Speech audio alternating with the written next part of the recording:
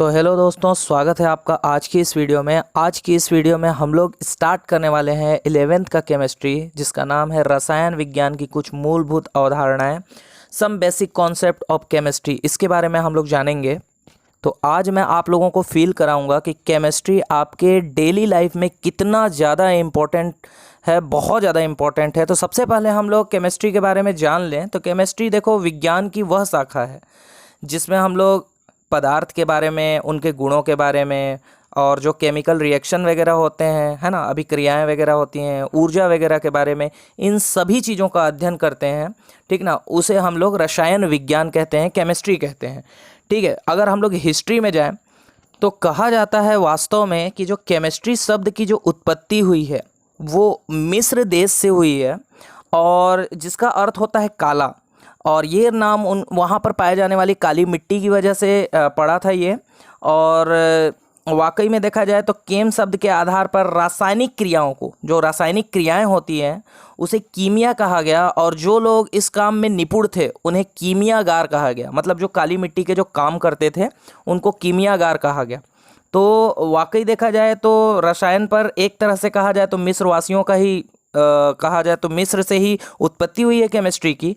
लेकिन कुछ विद्वान ऐसा नहीं मानते। कुछ विद्वानों का कहना है कि जो अरबी लोग थे वो लोग, अरबी की भाषा थी, वहाँ से लिया गया है, जिसका अर्थ होता है गुप्त या रहस्य, कुछ छिपा हुआ है। जैसे हम लोग किसी में किसी चीज़ को मिलाते हैं, जब आप प्रैक्टिकल करोगे तो देखोगे कई चीज़ें आप लोगों को वहाँ पर करने के लिए दिया जाएगा। कई रासायनिक क्रियाएं होंगी जिसमें आप लोगों को कई तरह के मतलब अलग अलग पदार्थ बनते हुए दिखाई देंगे। तो वो एक तरह से पुराने ज़माने में उतना अच्छे से मतलब ज्ञान नहीं था, तो उसे गुप्त या रहस्य कहा जाता था। तो उसी के आधार पे केमिस्ट्री को कई भागों में बांटा गया है, जिसमें सबसे पहला जो भाग आता है केमिस्ट्री का वो होता है अकार्बनिक रसायन। अकार्बनिक रसायन में जो होता है इनऑर्गेनिक केमिस्ट्री, जिसके अंतर्गत हम लोग पढ़ते हैं। वाकई देखा जाए तो अकार्बनिक रसायन तो नाम से ही पता चल रहा है, जिसमें कार्बन न हो। तो कार्बन कहाँ पर नहीं पाया जाता? तो जो भूपर पट्टी वाला जो स्थान होता है, ये जो भूपर पट्टी वाला जो स्थान होता है, ये पृथ्वी की संरचना है। देखिए आप, ये जो भूपर पट्टी का जो स्थान होता है, ठीक है, उस स्थान पर कई खनिज पदार्थ पाए जाते हैं। तो वह भूपर पट्टी पर उपलब्ध खनिजों का अध्ययन करती है। मतलब अकार्बनिक के अंतर्गत हम लोग भूपर पट्टी के ऊपर जो पाया जाने वाला जो पदार्थ है उसका अध्ययन करते हैं अकार्बनिक रसायन के अंतर्गत। कार्बनिक रसायन में नाम से ही पता चल रहा है, जिसमें कार्बन प्रेजेंट होना चाहिए। ये देखिए कार्बन प्रेजेंट होना चाहिए, तो इसको हम लोग कार्बनिक रसायन के अंतर्गत पढ़ेंगे। फिजिकल केमिस्ट्री, भौतिक रसायन के अंतर्गत कई सारी सिद्धांत दिए गए हैं केमिस्ट्री में, तो वो सब सारा चीज़ पढ़ते हैं। और एक होता है एनालिटिकल केमिस्ट्री, जिसको वैश्लेषिक रसायन कहते हैं, जिसके अंतर्गत हम लोग टाइट्रेशन वगैरह करते हैं, तो वो एनालिटिकल केमिस्ट्री के अंतर्गत आता है। ये सब सारा प्रैक्टिकल आप लोग करोगे आगे चल करके, ठीक है। इसके बाद हम लोग जो रसायन की जो नेक्स्ट शाखा है जो बांटा गया है, उसमें बायोकेमिस्ट्री के अंतर्गत हम लोग जैव विज्ञान के अंतर्गत, जैव रसायन के अंतर्गत पढ़ते हैं, जिसमें आप लोगों को, जैसे आप लोगों के शरीर में जो डीएनए वगैरह पाए जाते हैं वो सब, और बहुत सारे चक्र आप लोगों को दिखाई देंगे, जैसे कि कार्बन चक्र हो गया, नाइट्रोजन चक्र हो गया, ये सिट्रिक एसिड का चक्र है। ये सब में भी केमिस्ट्री आपको देखने को मिलेगा। इसके अंतर्गत जो नाभिकीय रसायन है, जो बड़े बड़े एटम बम वगैरह बनते हैं, नाभिकीय रसायन जो है वो भी इसके अंतर्गत आते हैं, जिसको हम लोग न्यूक्लियर केमिस्ट्री के नाम से जानते हैं, ठीक है। ये तो उसके प्रकार हो गए, ये तो समझ में आ गया। अब आगे देखिए कि केमिस्ट्री का हमारे जीवन पर कितना ज़्यादा प्रभाव है, कितना ज़्यादा मतलब केमिस्ट्री के बिना हमारी लाइफ कितनी अधूरी हो जाएगी, वो देखेंगे हम लोग। और इसका अगला टॉपिक है रसायन विज्ञान का महत्व एवं कार्य क्षेत्र, इसके अंतर्गत हम लोग पढ़ेंगे। तो अब हम लोग बात करेंगे रसायन विज्ञान का महत्व एवं कार्य क्षेत्र के बारे में। अब मैं आपको फील कराऊंगा कि केमिस्ट्री आपके डेली लाइफ में कितना ज़्यादा इम्पोर्टेंट है, उसके बारे में बताऊंगा। तो सबसे पहले हम लोग बात करते हैं कृषि क्षेत्र में जो रसायन की जो भूमिका है उसके बारे में बात करेंगे। जैसा कि आपको पता है कि हमारा जो देश है वो कृषि प्रधान देश है, और आज हमारे देश की जो जनसंख्या है वो काफ़ी अधिक है। जनसंख्या के दृष्टिकोण में सेकंड नंबर पे आता है हमारा देश। और आज हमारे देश की जो जनसंख्या है वो है 1,39,27,00,000 के करीब है। इतनी जनसंख्या है, करीब देख लीजिए इतनी सारी जनसंख्या है और ये निरंतर बढ़ती रहती है ये जनसंख्या। तो आप भोज्य पदार्थों के लिए अगर देखा जाए तो भोज्य पदार्थों के लिए पूरी तरह से हमको पूरी तरह से डिपेंड होना पड़ता है कृषि के ऊपर। और कृषि में जिस टाइप का उत्पादन हो रहा है उसकी उत्पादन क्षमता को बढ़ाने के लिए कई प्रकार के जो उर्वरक हैं, पेस्टिसाइड्स हैं, उनका उपयोग किया जाता है। कुछ पेस्टिसाइड यहाँ पर देखिए जैसे कि यूरिया है, यूरिया का इस्तेमाल हम लोग करते हैं। फिर इसके बाद है ये आपका अमोनियम नाइट्रेट है और अमोनियम सल्फेट है, कैल्शियम सुपर फास्फेट है, कई तरह के उर्वरक का हम लोग यूज़ करते हैं। इसके अलावा अगर बात करें हम लोग कीटनाशकों की, तो कीटनाशक वगैरह का भी यूज़ करते हैं हम लोग। कीटनाशक हो गया, कवकनाशी हो गया, पीड़ानाशी हो गया, ये सब जो है जो रहते हैं इनका उपयोग फसल की पैदावार को बढ़ाने के लिए करते हैं। इसके अलावा केमिस्ट्री ने हमें बहुत सारी चीज़ें दी गई हैं, जैसे चीनी दिया है, वनस्पति घी दिया हुआ है, सैक्रीन दिया हुआ है। ये सारा चीज़ कहाँ से उपलब्ध होता है? ये सब केमिस्ट्री की ही देन है। इसके अलावा अगर हम लोग बात करें औषधि क्षेत्र में तो इसका फिर बात ही अलग है यार। औषधि क्षेत्र में तो रसायन विज्ञान का इतना बड़ा मतलब जैसे कि अगर हम लोग बात करें जैसे कि कई सारी बीमारियां जैसे वर्तमान में होती है, उल्टी दस्त जैसी, निमोनिया जैसी बीमारियां होती हैं, तो हम लोग शल्फा औषधि या पेनिसिलिन वगैरह का यूज़ करते हैं हम लोग उसमें।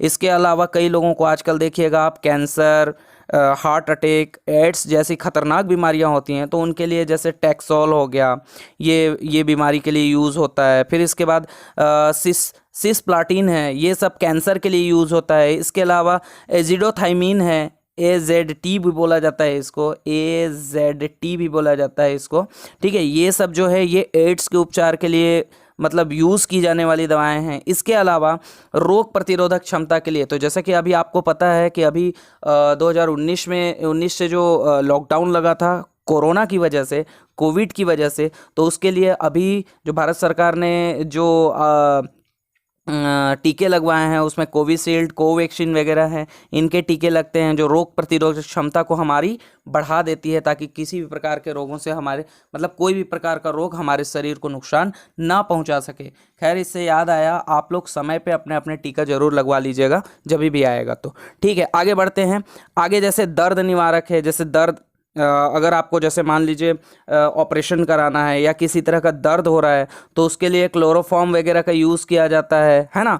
अगर मान लीजिए कहीं पर कट जाता है, जैसे दर्द निवारक वगैरह के लिए हम लोग जो यूज़ करते हैं, निश्चेतक के लिए यूज़ करते हैं हम लोग, एनेस्थीसिया के लिए, है ना, ये सब चीज़ एंटीसेप्टिक के लिए यूज़ करते हैं। तो ये सब जैसे कि हम लोग जैसे दर्द निवारक के लिए अगर दर्द हो रहा है या फिर जैसे हम लोग ऑपरेशन वगैरह कराते हैं तो क्लोरोफॉर्म हो गया, ईथर हो गया, कोकेन हो गया, नर्सिलिन, ये सब का यूज़ करते हैं। इसके अलावा डिसइंफेक्टेंट और जर्मिसाइड्स के लिए हम लोग यूज़ करते हैं टीचर आयोडीन वगैरह, फिनॉल वगैरह का यूज़ करते हैं, है ना। और सूक्ष्म जीवाणुओं को मारने के लिए जैसे कि एंटीबायोटिक के लिए हम लोग यूज़ करते हैं पेनिसिलिन वगैरह का यूज़ करते हैं।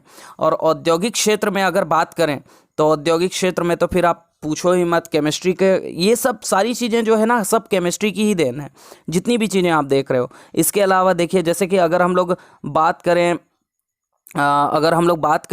औद्योगिक क्षेत्र में, तो जो जैसे वस्त्र निर्माण के लिए जो टेरिलीन वगैरह का यूज़ होता है, डेक्रॉन, नायलॉन, पॉलिएस्टर, ये सब चीज़ का जो यूज़ होता है, ये सब कहाँ से आया है? ये सब केमिस्ट्री से आया है। इसके अलावा अगर आपको घर वगैरह बनाने रहते हैं तो सीमेंट, इस्पात, मोर्डान, एस्बेस्टस, ये सब का आप लोगों को ज़रूरत पड़ता है, वो आपको कहाँ से मिलता है? केमिस्ट्री से ही मिलता है। इसके अलावा प्लास्टिक वगैरह का जो यूज़ हम लोग करते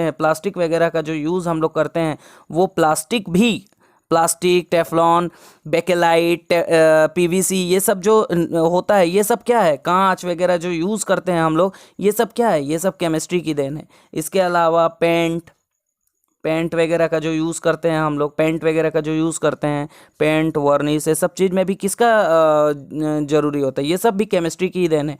इसके अलावा जैसे आगे आप लोग पढ़ोगे धातु का निष्कर्षण वगैरह, या 10th में भी आप लोग पढ़े होगे धातु का निष्कर्षण, जिससे सोना चांदी वगैरह जो महंगे धातु हैं उनका निष्कर्षण किया जाता है। मिश्र धातुएँ जैसे कि इस्पात, पीतल, कांसा, ये सब चीज़ जो बनाया जाता है ना, वो सारे चीज़ केमिस्ट्री की देन है। इसके अलावा चलिए, ये तो बहुत बड़ी बड़ी बातें बातें हो गई। इसके अलावा अगर हम लोग बात करें नॉर्मल पर्पस की, नॉर्मल यूज़ की, तो जैसे कि शैम्पू आप यूज़ करते हो डेली, वो भी केमिस्ट्री की देन है।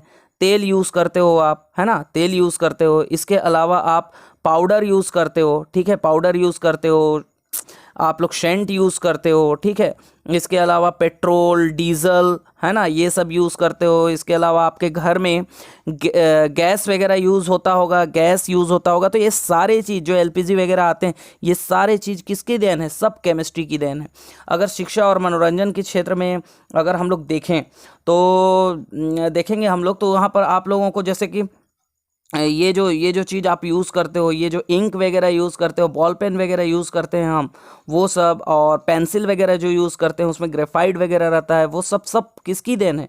सब केमिस्ट्री की देन है। इसके अलावा सबसे खतरनाक जो जैसे कि नाभिकीय ऊर्जा के क्षेत्र में अगर हम लोग बात करें तो वहाँ पर हम लोग को टीएनटी वगैरह दिखता है, जो बम होते हैं, आरडीएक्स वगैरह दिखता है, जो बम, बड़े बड़े खतरनाक बम जो होते हैं, वो सब किसकी देन है?